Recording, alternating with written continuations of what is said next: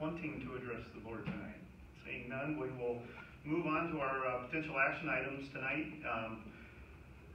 Last week on Monday night, as we started talking about the referendum and potentially putting a question on the ballot in November, I hope you all remember that we have basically until next Tuesday to tell the county clerk what our intentions are and get that on the ballot. And then discussion kind of led into whether or not we're going to have one question versus two questions. So there came the need for a meeting tonight, kind of to give us some time if that's the route we want to go down. And so the two items on our agenda tonight are, number one, are we going to go to a referendum here in November? And then number two, potential questions. Is it going to be a one question or a two question? And how do we want that to look if we get to action item number two? So I will start with action item number one, and that just is simply, are we going to go to referendum here in November?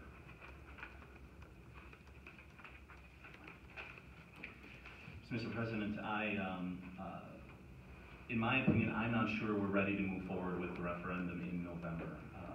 This board has asked a number of questions, good questions that we have yet to answer. Mr. Rebholz asked questions about energy credits. Mr. Schmidt asked good questions about the proper size of the school. I think paramount, we need to remember our obligation of transparency to taxpayers. And when I think about the amount of time that we have to answer those questions and educate taxpayers between now and the November election, I'm worried that that time frame is too short. It's essentially September 1 today. That gives us the months of September and October, 2 months before November is here. And I'm worried that that time is too short. And so for that reason, I would urge us not to move forward in November. Mr. Schmidt?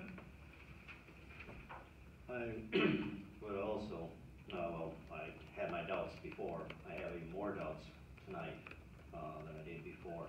I looked at the proposals. I question need and want. Those are the two questions I have. Some of the things I see as probably needs, the safety and so on component, and that is a big need. But here again, I really have some really sincere questions about right sizing. So those are the two biggies. I speak for the taxpayers. This is going to, I know it seems like it's a minimal amount. Was it $1,200 on 100,000 or something like that?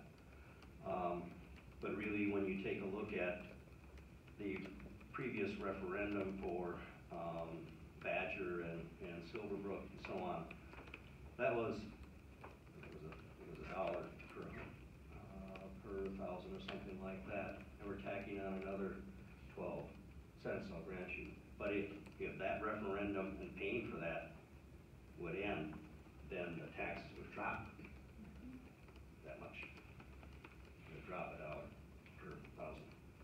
And so really we're adding what we were paying, and then we're adding to it. And I'm concerned about future taxpayers. There is no guarantee that we're going to continue to have, the phenomenal economy that we've got right now. And property values could go in the tank. And I don't want to see that. Hope it doesn't happen. But I'm a realist. And there are cycles that we go through. And I've seen several of them in my lifetime, albeit maybe isn't that long, but I've seen a number. So I have some sincere reservations. Thank you. Thanks. Kurt? As the two questions are written, I'm not in favor of going to referendum. I've been pretty consistent through all my campaigning in the January, February, March timeframe. I know we need to do something with our facilities. Jackson has been a need. Past boards have identified Jackson's as speakers that have come up and say we need to do something there. I'm not in favor of how the questions are written. I think we can look at three things. We can look at public-private partnerships to help fund some of our school improvements. The economy is good, as Ken said. I think there are foundations and companies that would help invest in some facility improvements at the high school and maybe at Jackson as well. So I think we need to look at that funding. The second option are traditional energy performance contracts or contingent financing contracts. I'd like to have us look a little bit more into that. To me, you can probably carve out between $8 and $12 million worth of energy improvements at zero cost to the taxpayer, and I'd like to explore that with a qualified energy service corporation to see if we can fund that.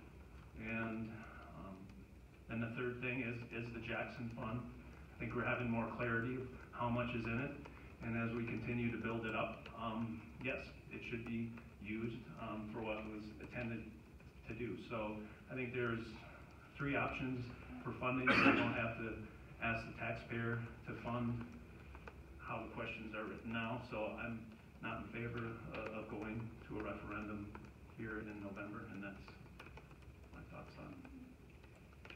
Yes? One more comment to piggyback on Ms. Rebel's comments.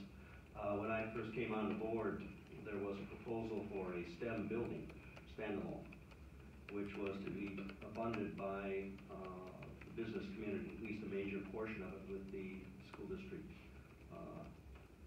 and adding some to it. So there's ways of reducing this amount, and we don't have to go to the taxpayer to fund the whole thing. So I would certainly like to see us take a look at those options as well. Thank you. I'll weigh in. I agree with what's been said this evening. Certainly, knowing we have a new superintendent, we have great new leadership in our business office that's just arrived as of this summer.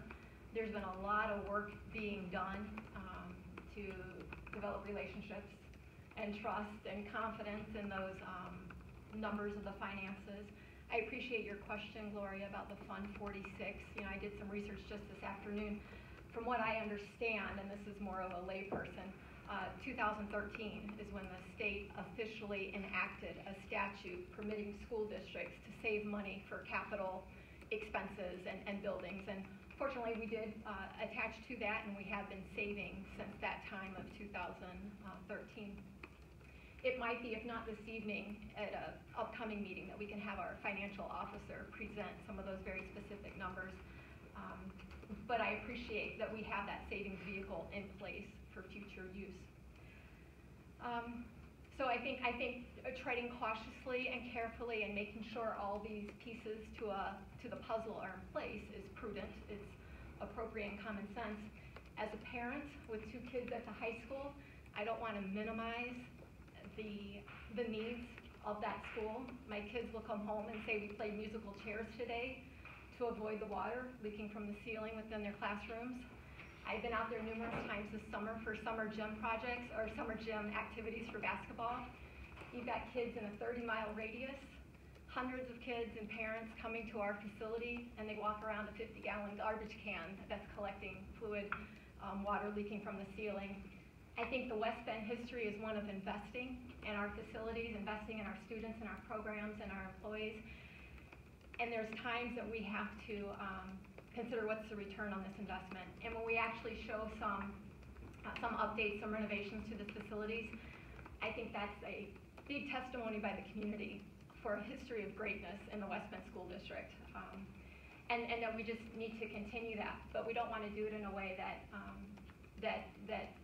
creates any question as to our finances. So that comes first. We wouldn't put a down payment on a house if we didn't know what we had and what we had in our reserves, and we want to be very clear with that. But I've never had my kids at Jackson, but I hear the reports and I know the longevity and that it's reached its kind of maximum age, and there comes a point where our temporary fixes, we've got to find a more permanent solution rather than just the Band-Aids. And that's kind of what I feel at the high school is we're putting a finger here to plug that hole and then one here, and it's just, there's some 50-year-old plumbing and ceilings and fixtures that need to be addressed within time to give those kids an environment that they're very proud of, and that when families come to our district, they say, hey, this is a place I can see my own kids coming, you know, let's move here.